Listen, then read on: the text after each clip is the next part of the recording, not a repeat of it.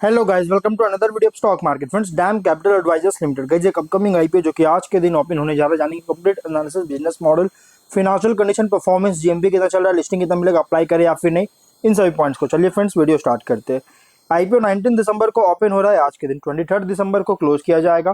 ₹2 का face value 269 to 283 rupees per share की price band, 53 shares की लॉट साइज, 840.25 करोड़ का इशूज है, जो कि 2,96,90,900 शेयर्स का इशू किया गया। Fully offer for sale IPO है। आईपीओ जो है फुल्ली ओएफएस आईपीओ है। Book build issue IPO BSc NSC दोनों में लिस्टेड किया जा रहा है। ऑफर दिया गया क्यूआईबी 50%, एचएनआई 15%, रिटेल 35% को ऑफर दिया गया। Retail up to 2 lakh apply कर सकते हैं, SHNI 2 lakh to 10 lakh apply कर सकते हैं, बिग एचएनआई 10 लाख या उससे ज्यादा अप्लाई कर सकते हैं, जो कि एनआईआई का रिजर्वेशन पोर्शन होगा उतना तक। एम्प्लॉय में अप टू 5 लाख अप्लाई कर सकते हैं। और अगर हम बात करें गाइज यहाँ पे अलॉटमेंट डेट का, तो अलॉटमेंट डेट फाइनलाइज किया गया 24 दिसंबर। रिफंड रिलीज किया जाएगा 26 दिसंबर को। इसी डेट को शेयर्स डीमैट अकाउंट में क्रेडिट भी किया जाएगा। 27 दिसंबर लिस्टिंग डेट रखा गया है।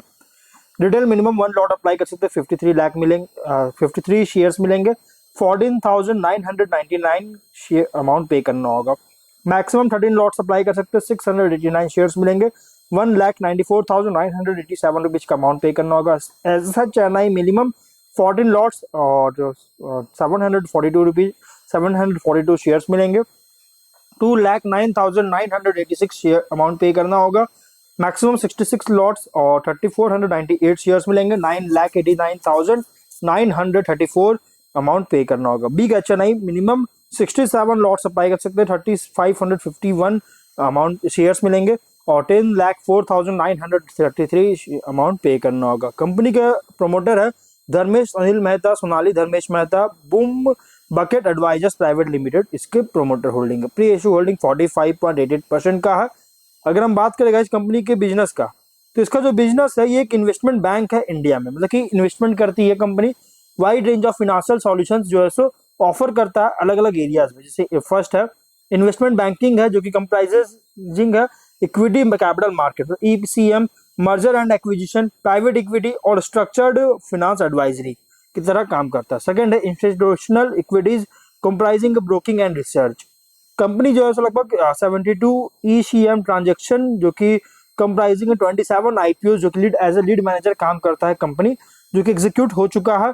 16 क्वालिफाइड इंस्टीट्यूशनल प्लेसमेंट हो चुका है, 6 ऑफर दे चुका है, 6 ऑफर फॉर सेल के लिए दे चुका है, 6 प्रेफरेंशियल इश्यूज कर चुका है, 4 राइट्स इशू कर चुका है, 8 बाईबैक, 4 ओपन ऑफर्स और एक आईपीओ जो है सो यूनिट जो है रियल, जो कि आरआईईटी मतलब राइट के द्वारा जो आईपीओ यूनिट का जो आईपीओ आता है उसमें से एक कंपनी कर चुका है। और जब से एक्विजिशन हुआ 27 नवंबर 2019 से लेकर 31 अक्टूबर 2024 का, मतलब कि 7 नवंबर को एक्विजिशन हुआ था 2019 में, और अब तक 31 अक्टूबर तक जो है सो इतना सारा चीज कर चुका है, ये सभी सक्सेसफुल एग्जीक्यूट कर चुका है। लगभग 23 एडवाइजरी ट्रांजेक्शन जो है सो इन 23 को एडवाइज कर चुका है। इसके अलावा इसमें इंक्लूड है M&A, जो कि एडवाइजरी, प्राइवेट इक्विटी एडवाइजरी और स्ट्रक्चर्ड फाइनेंस एडवाइजरी। इसके अलावा ब्लॉक ट्रेड्स भी जो है सो एग्जीक्यूट कर चुका है एक्विजिशन से लेकर अब तक। इंस्टीट्यूशनल इक्विटीज की बात करें, इसका बिजनेस जो है 31 अक्टूबर तक 29 एम्प्लॉइज जो है रिसर्च एंड में है और 34 एम्प्लॉइज ब्रोकिंग टीम में एम्प्लॉइज है, और लगभग 263 एक्टिव क्लाइंट्स को सर्विसेज प्रोवाइड कर चुकी है, जिसमें इंक्लूड है रजिस्टर्ड एफपीआई मतलब फॉरेन इन्वेस्टर्स, और जो कि स्प्रेड है अलग अलग ज्योग्राफी, जैसे India, USA, UK, Europe, Hong Kong, Singapore, Australia, Taiwan, south Korea, middle east और साउथ अफ्रीका में। 31 अक्टूबर के अकॉर्डिंग 121 एम्प्लॉइज इसके टीम था टोटल बिजनेस में। Holi own subsidiary dam capital USA inclusive का, जो कि न्यूयॉर्क में इनकॉर्पोरेटेड है और यूएसए में है, और रजिस्टर्ड है as a broker dealer securities and exchange commission के साथ। और कंपनी का हिस्ट्री की बात करेंगे, तो यहाँ पे हिस्ट्री में स्टार्ट किया था जनरली सिक्योरिटीज मार्केट में 1993 में as a SS Kanti Lal Ishwar Lal share brokers and investors private limited. 94 में रीब्रांड किया गया SS Kantilal Ishwar Lal securities private limited. 2006 में कंपनी जो है सो वापस इसका रीनेम किया गया, रीब्रांड किया गया इंफ्रास्ट्रक्चर डेवलपमेंट फाइनेंस कंपनी, जो कि आईडीएफसी के द्वारा जैसा जैसा एज जो है 2006 में रीब्रांड किया गया, स्टार्ट किया गया जब ये एसएस के आईपीएल को जो है एक्वायर किया।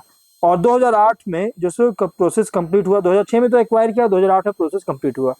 2019 में आईडीएफसी ग्रुप ने अपना इंटायर स्टेक जो धर्मेश अनिल मेहता और अदर इन्वेस्टर को सेल कर दिया आईडीएफसी ग्रुप ने, जिसके बाद कंपनी रीब्रांड किया गया डैम कैपिटल एडवाइजर्स लिमिटेड के नाम से। डैम मतलब हो गया धर्मेश अनिल मेहता, इसके नाम से जो है सो पूरा कंपनी का फिर से रीब्रांड किया गया है। पहले आईडीएफसी का ही सब्सिडियरी था, लेकिन उसके बाद इसको जो है पूरा इंटायर स्टेक सेल करने के बाद अब ये धर्मेश मेहता का जो है सो बन चुका है कंपनी। और अगर हम बात करें गाइस इसके फिनेंशियल का, तो 22 में 166.7 करोड़ का रेवेन्यू, 214 करोड़ का प्रॉफिट। तो यहाँ पे 24 में बहुत बुरी तरह से गिरावट है इसका एसेट्स में, और नेटवर्थ में भी अगर देखें तो 87 करोड़ का, 24 में 162 करोड़ का नेटवर्थ है। देख 23 में तो कंपनी का जो एसेट्स है बहुत स्ट्रॉन्ग जंप था 1201 करोड़ का, 24 में डाउन हुआ लगभग 6 टाइम्स का। नेटवर्थ भी इंक्रीज किया, रिजर्व सरप्लस 73.8 करोड़ का और इस बार 148.4 करोड़ का इंक्रीज किया। लेकिन प्रॉफिट रेवेन्यू की बात करें तो 22 में 94.5 करोड़ का रेवेन्यू, 21.9 करोड़ का प्रॉफिट। 23 में 85 करोड़ का रेवेन्यू, 8.6 करोड़ का प्रॉफिट। 24 में 182 करोड़ का रेवेन्यू, 70.5 करोड़ का प्रॉफिट है। फिनेंशियल टॉप लाइन हो या बॉटम लाइन, गाइस 23 में डाउनफॉल देखने को मिला, मतलब गाइस कंपनी जो है कंसिस्टेंसी परफॉर्मेंस देखने को मिला है टॉप एंड बॉटम लाइन, क्योंकि 23 में डाउन हुआ लेकिन 24 में वापस से इंक्रीज किया। एसेट्स भी 24 में इंक्रीज था लेकिन 24 में डाउन देखने को मिला, मतलब फिनेंशियल इनकंसिस्टेंसी है। आरओई है 54.72% का, रिटर्न ऑन नेटवर्थ 44.98% का, पीएटी मार्जिन 38.75% का, और price to book value 12.76 times का, पी रेशियो 28.37% टाइम्स का देखने को मिलता है। और अगर हम बात करें इस कंपनी कुछ रिस्की पॉइंट का, तो ये जो हाईली रेगुलेटेड एनवायरनमेंट में ऑपरेट कर रहा है, क्योंकि लॉज रेगुलेशन गवर्नमेंट पॉलिसीज में लगातार चेंज आती है, जिसकी वजह से बिजनेस ऑपरेशन फिनेंसेस को निगेटिवली इम्पैक्ट कर सकता है। सक्सेस रिलाई करता है promoter managing director Dharmesh Anil Mehta के लीडरशिप पर और इसके डायरेक्टर्स पर, बाकी मैनेजरियल पर्सनल पर, इन तीनों पर डिपेंड करता है, लीडरशिप पर डिपेंड करता है, रिलाई करता है। कोई भी लीडर्स अगर इसमें कोई भी लीडर्स अगर डिसाइड करते हैं अलग होने का कंपनी के साथ, या फिर कंपनी फेल करती है इनको रिटेन करने में, तो इसकी वजह से ऑपरेशनल बिजनेस परफॉर्मेंस को अफेक्ट कर सकता है। कंपनी हेवली रिलाई करती है आईटी सिस्टम्स पर, जिससे रिकॉर्ड को एफिशिएंटली रिकॉर्ड कर सके, प्रोसेस कर सके लार्ज वॉल्यूम्स ऑफ ट्रांजैक्शंस का डेली बेसिस पर। अगर इसको फेलियर होता है, इनएडिक्वेसी होता है सिस्टम्स में, तो जिसके कारण इसके डिस्टर्ब हो सकता है ऑपरेशंस और निगेटिवली अफेक्ट कर सकता है क्लाइंट एक्सपीरियंस को, ओवरऑल बिजनेस परफॉर्मेंस को इम्पैक्ट कर सकता है। सिग्निफिकेंट पोर्शन ऑफ रेवेन्यूज जो है डिराइव करता है एडवाइजरी फी इनकम और ब्रोकरेज सर्विसेज से।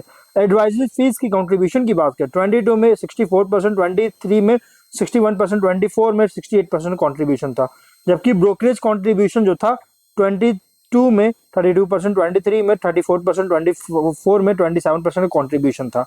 अगर इन रेवेन्यू स्ट्रीम्स में जो है ये सस्पेक्टेबल है मैक्रो इकोनॉमिक कंडीशंस पर, अगर कोई भी एडवर्स जजमेंट डेवलपमेंट होता है मैक्रो इकोनॉमिक कंडीशंस पर, जिसके कारण इसके टोटल दोनों रेवेन्यू स्ट्रीम्स को जो है सो इम्पैक्ट कर सकता है, जिससे कंपनी का ऑपरेशनल फाइनेंशियल परफॉर्मेंस को डेट्रीमेंट कर सकती है।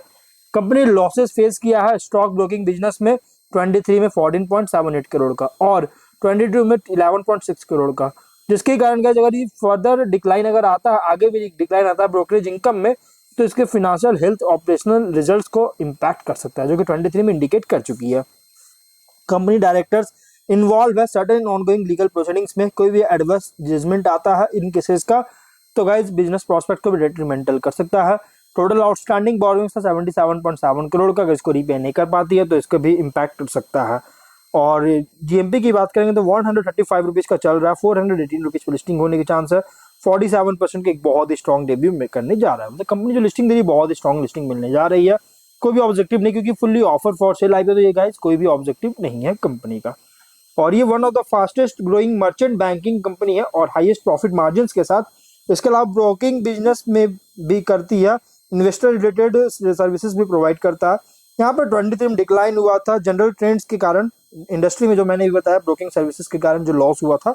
25 के एनुअलाइज अर्निंग के अकॉर्डिंग फुल्ली प्राइस रखा गया और मार्केट फैंसी भी बहुत ज़्यादा देखने को मिला कि बहुत सारे इन्वेस्टर जो है सो मार्केट में स्टॉक मार्केट में एंट्री कर रहे हैं, तो इसलिए गाइस इसमें मार्केट फैंसी कह सकते हैं, इस तरह देखने को मिल रहा है। इसको कंसीडर करके आप मीडियम टू लॉन्ग टर्म के लिए अप्लाई कर सकते हैं। जो भी डिसीजन लीजिएगा अपने खुद के रिस्क पर ही डिसीजन लीजिएगा, ये कोई रिकमेंडेशन वीडियो नहीं है। तो अब हम लोग वीडियो कहीं प्रेजेंट करते हैं। अगर कोई डाउट है कमेंट बॉक्स में पूछे। मिलता है नेक्स्ट वीडियो में। बाय।